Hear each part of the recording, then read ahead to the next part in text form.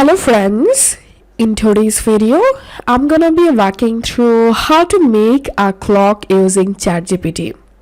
First of all, open your chatgpt and type here make a clock for website and wait until chatgpt create a basic clock for you.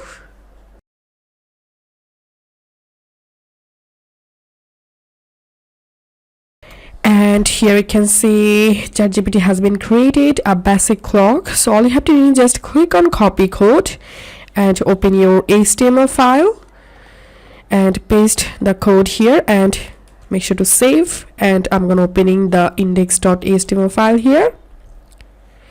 And as you can see, a basic clock has been created. And now let's see how to design this clock a little bit. So I'm gonna typing here design this clock,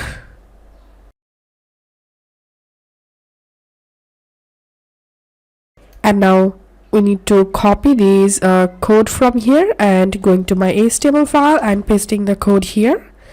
And I'm gonna reloading my clock, and as you can see the clock has been successfully created. So that's how we can make a clock using chatgpt.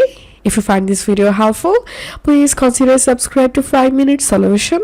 Thank you for watching.